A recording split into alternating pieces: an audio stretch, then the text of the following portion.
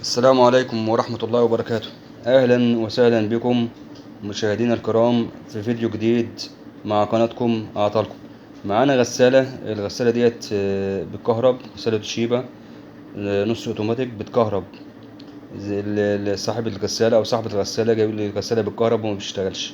طبعا أعطال الغسالات إذا كانت الغسالة بالكهرب بيبقى فيه مشكلة عندي في الدرابوكس. الدرابوكس عندي لازم يتغير عشان الدرابوكس فيه تسريب كده. اول ما اشتغل هاجي على المروحه، الريشه بتاع المروحه، واشوف المسمار، احاول افك المسمار بتاعها. المسمار بتاعها طبعا بيبقى قافش، معظم الغسالات بتبقى المسامير بتاعتها قافش.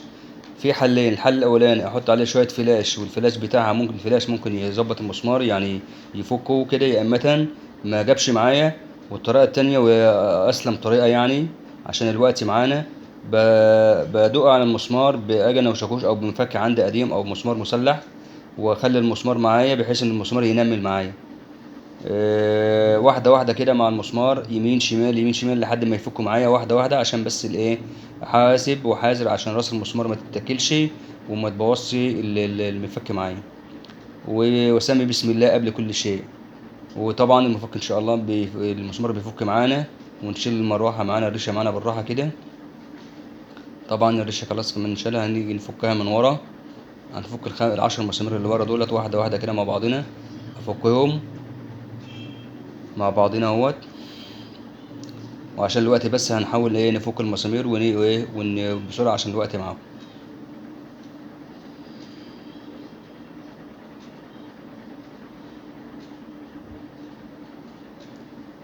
اول الدرابوكس اهوت طبعا زي ما انتم شايفين فيه بوش جامد قوي، الاكس بتاع الدرابوكس كله بوش.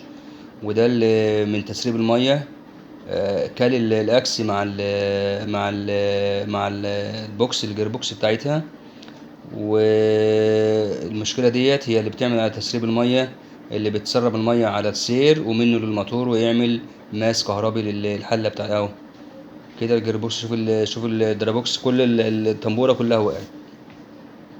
معنى كده ان في تسريب، حتى القاعدة بتاعت الدرابوكس تحت اهيت فيها مية من جوه اهيت باينة اهيت. هنفك الدرابوكس ده كله، الجزء ده كله ونطلعه، ونحاول نشوف الوضع في ايه. ممكن يكون هنكشف عليه ونشوف، ممكن يكون في مشكلة عندي في الاكس اللي شغال عليها الطنبورة، وممكن يكون المشكلة في التروس اللي جوه. هنفك الدرابوكس ونشوف الوضع ايه بالظبط. ممكن نشوف الوضع داخليا عامل ايه. الوضع سليم والموضوع كويس ونشتغل على كده مفيش مشكلة. بدل ما نجيب درابوكس جديد ونكلف نفسنا، لا احنا ممكن نصلحه ونصلح القطعة غير الداخلية. ممكن نغير الأكس اللي هو اللي فيه البرومو دوت المتاكل دوت بأكس تاني خالص. أيوة الأكس ده ممكن نغيره خالص، لأن هو عامل برومو خالص ومش شغال، أو مش بمعنى أصح مش داخل تعشيق مع الطنبورة. لذلك هو بيجيب مية برضه اهوت. هنجيب أكس من درابوكس تاني خالص. درابوكس ده بتاع توشيبا، هنجيب سير بتاع ده أكس من الإيه، درابوكس تاني بتاعت غسالة فريش. وده بقى الحاجة دي التركة بقى اللي محدش عملها قبل كده، متهيألي محدش فكر في حاجة زي كده قبل كده. هنجيب الأكس اللي هو الأكس اللي بيشتغل عليه الطنبورة، وهنركب عليه الطنبورة ونشغله على الدرابوكس بتاع توشيبا. تابعوا معانا اهوت. نفك خالص الدرابوكس معانا واحدة واحدة كده مع بعضينا، مسمار مسمار 4 مسامير هنفكهم مع بعضينا. ايوه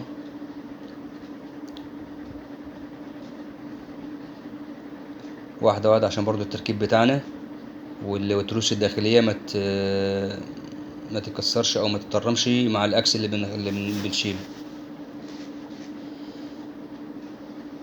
ونعرف برضو التركيب ازاي، واحدة واحدة نشيل كل حاجة بطريقة معينة علشان واحنا بنركب نرجع زي ما شلنا وزي ما فكينا نرجع بالظبط. الاكس اهوت، الاكس بتاع الفريش طبعا ما ركبش معانا على الجزء اللي هنركبه عليه. في مشكلة، في حافة جامدة اهيت، بمعنى صح تقيل في الدوران. هنشيل ال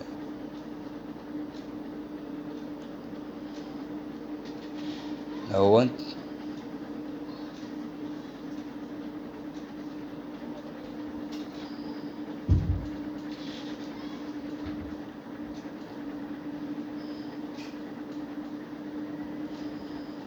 شيل الفلانشة اللي هي الداخلية اهوت. دي الفلانشة الداخلية بتاعت المروحة اللي هي التوشيبا.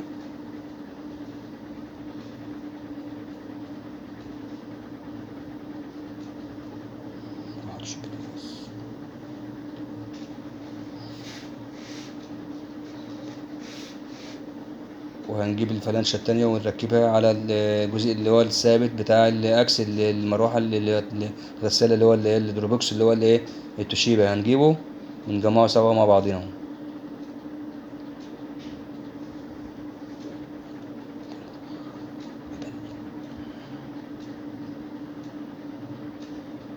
طبعا بس نجرب بس كده نشوف الوضع ازاي التحميل بتاعنا. هنجرب بس كده وبعدين هنفك نجرب ونفك بس عشان نشحم تاني من جديد. هنجرب بس نشوف الوضع ايه. في بوش اهوت هنحاول نحط لها وردة من جوه، نفك تاني نحط وردة من جوه علشان البوش دوت المفروض ما يبقاش فيه بوش جامد كده.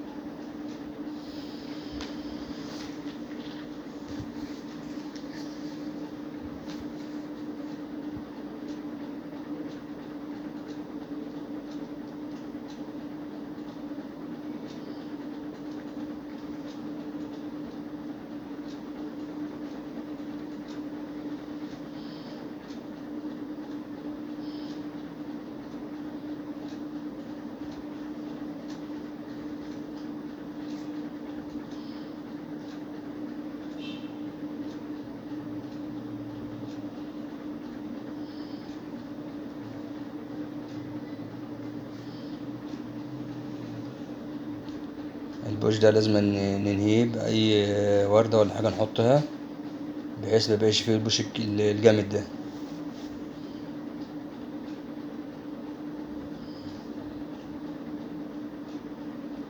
ركبنا الوردة اهوت. البوش طبعا مبقاش فيه بوش زي الأول.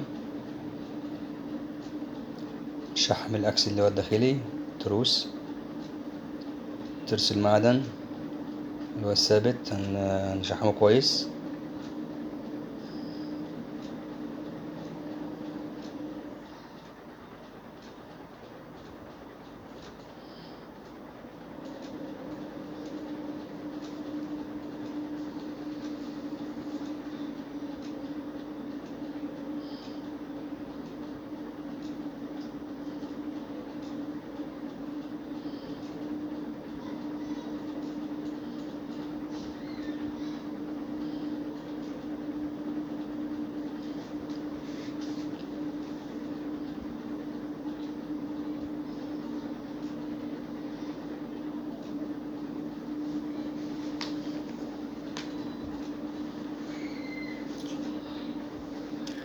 شحم الطقم الداخلي كويس عشان برضو يدي معانا عمر افتراضي ويعيش معانا مدة أطول، ويبقى صوت الغسالة شغال ناعم، ما يبقاش صوت تكسير وصوت هدرجة وهندرة في الموتور. شحم كويس. نبدأ نقفل. بسم الله. مساميرنا نحطهم الأربع مسامير بتوعنا.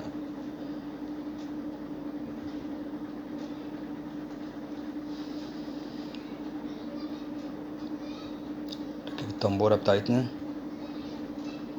قبل ما نركب الطنبورة نحط فيه وردة نحطها الأول، وبعد كده نركب الطنبورة ونقفل عليها بالصامولة.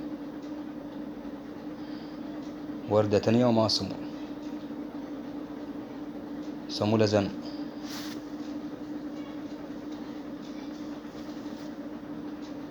طبعا ما نشدش قوي علشان برضو الطنبورة ما تقفلش على جسم الدرابوكس بحيث تبقى تحمل على الموتور، يبقى سهلة الحركة وحرة الحركة كده بحيث الموتور بتاعنا يشتغل حر الحركة ما يسخنش بسرعة وما يعملش مشكلة معانا.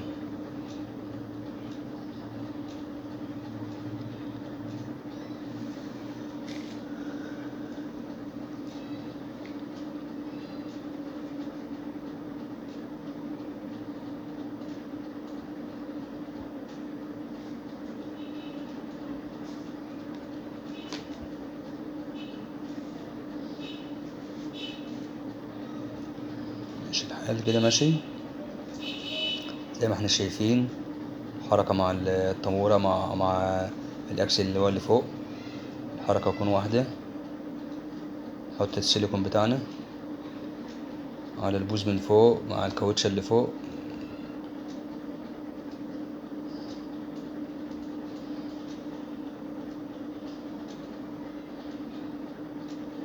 قدر الإمكان نحاول نحط سيليكون بزيادة علشان برضو يعني ما يبقاش في مشكلة بعد كده تسريب مية أو حاجة تاني.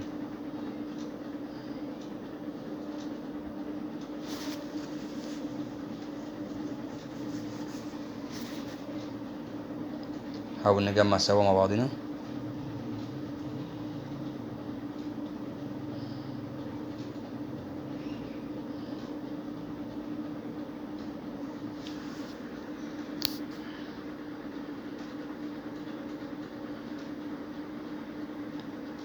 نحاول نجمع الأربع مسامير مع بعضنا إن شاء الله. نثبتها.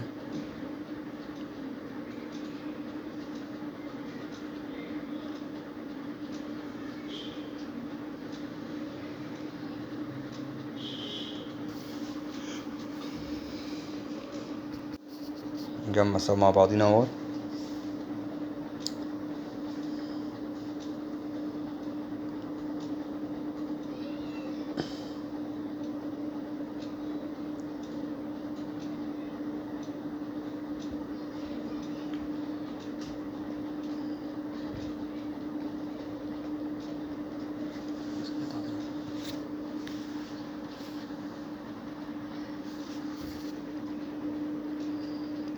نربط مسامير مع بعضنا الأربع مسامير بتوعنا واحدة واحدة. المسمار الأولاني.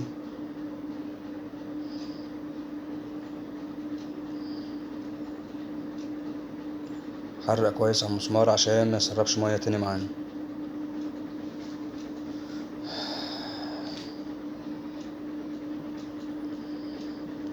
نأكد على الصامولة من تحت برضو معلش تاني.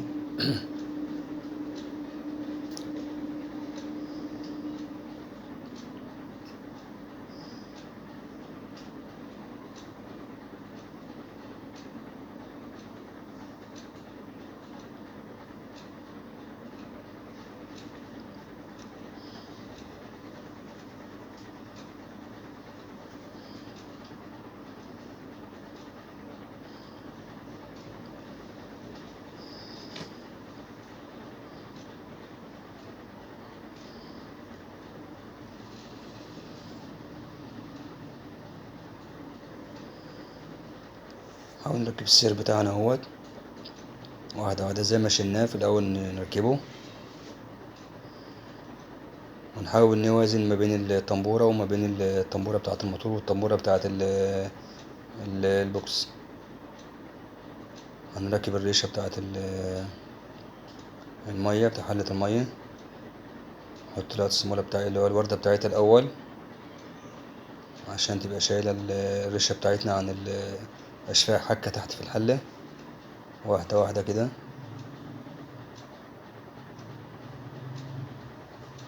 ضغطة بسيطة عشان نركب المسمار بتاعنا.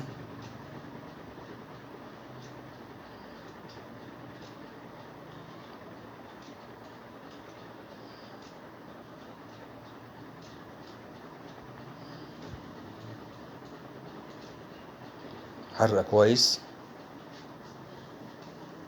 عشان مع الشغل ما برضه والهندرة بتاع الموتور ما يفكش. الغسالة اشتغلت معانا. الصوت بتاعها في الصوت جميل تمام التمام 10/10 ان شاء الله.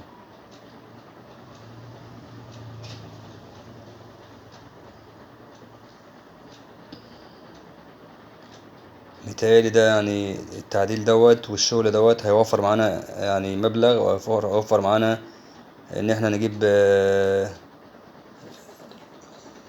طنبورة او نجيب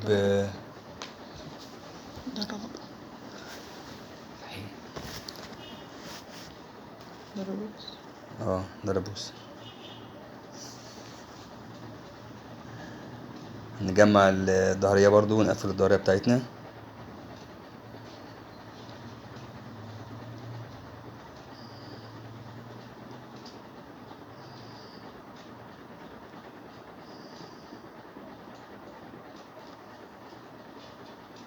نجمع الظهر كويس عشان برضو الكهرباء والأسلاك والحاجات دي برضو، والأطفال الصغيرين برضو ما يبقاش في مشاكل معانا.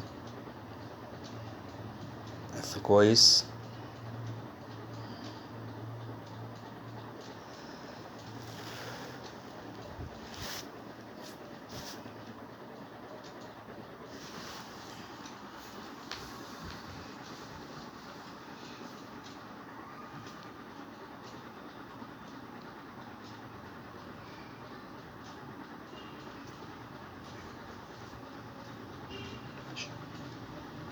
قفل كويس عشان برضو اي مشكلة او اي حاجة نبقى عارفين احنا وصلنا لايه. السلام عليكم ورحمة الله.